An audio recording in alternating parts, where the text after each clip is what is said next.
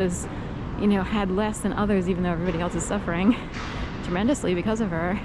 And we'll just tuck it back there. She's somewhere, she was a victim in her life, so we'll tuck it back there and continue to move on. Things are going well here. We can retire, get a house in Florida, live on the canal, you know. So there are a lot of men out there who've worked hard, and even women.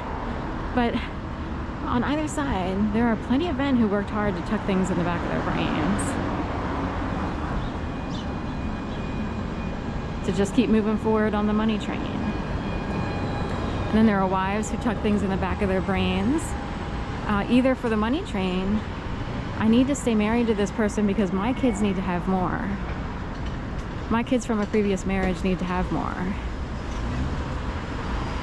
Or then there's people who stay married, you know, they're afraid to be kicked to the curb. It's hard for women to earn as much as men at certain levels.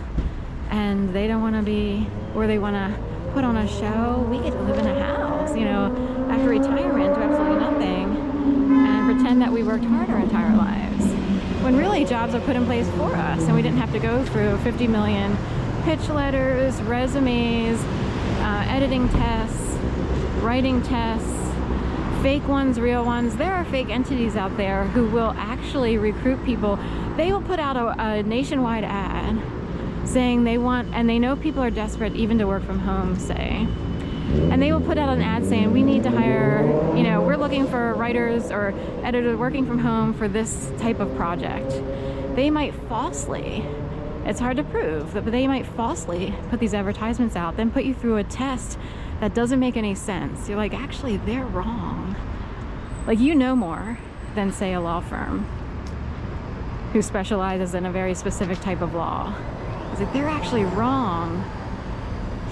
And they're presenting answers like a highly skilled and highly educated writer could argue, you know, say 3 answers to a question and say you could use that. You know, it's not, the real world doesn't get overly nitpicky because you can switch the perception and read things 5 different ways, with punctuation and without punctuation. And because we live in a world where people do things digitally, grammar and punctuation is sort of like been all rearranged in the brains of everyone, including people who are recruiters trying to hire or not hire. I actually think they put out false advertisements. So when you send in a resume, that company gets to see like, oh, I see how, okay, now I know how to put together a resume, and I didn't know how to do that before because I'm looking at everybody else's resumes. I see, you know, they are learning from your hard work while you're trying to earn a living. So when you apply for jobs, just remember the human resources person and potentially anyone who sees your resume is learning from you about you and also about other things because they didn't really have a real life. They might have been in an orchestrated community and everything's sort of handed to them. We're going to put you in this position. That person gets to feel important. Maybe they're, you know, the head of a human resources or talent acquisition. That's my favorite. Talent acquisition.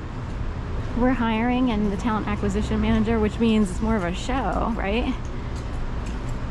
So anyway, every time you submit your resume, you are potentially subjecting yourselves to excessive abuse, rejection, and the fact that a lot of people are learning from your hard work and experience. You're a real person, they're not. That's basically it. So here we are at Trader Joe's, fake or real. Why was it put into place? Joe Biden's been in the Senate since the early 70s. He's been in the government since the early 70s. When did Trader Joe's come about? We have an astronaut Joe, you know, swirling around in space because of a chocolate ice cream tub that they wanted to advertise on YouTube. And I was like, I can't believe they shot Joe into space. You know, we have 2 astronauts who are supposed to go on a 2-week mission. They're stuck there for 8 months. They send back a Boeing, whatever it is, and they're sending out a SpaceX, whatever it is, to collect them at some point in time. I'm not really sure how it works. But they're stuck there for 8 months. They planned only for a 2 to 8 week mission at best. I'm wondering about food and stuff like that. I guess they, just in case, they have food for like 2 years or whatever. But I'm just saying, it is during the Biden administration, the end of. And Trader Joe's has a little astronaut Joe floating around in outer space, maybe trying to figure something out. What happened to Boeing? What's going on with SpaceX? Why did they stick those two out there? Okay, don't forget to get your ice cream.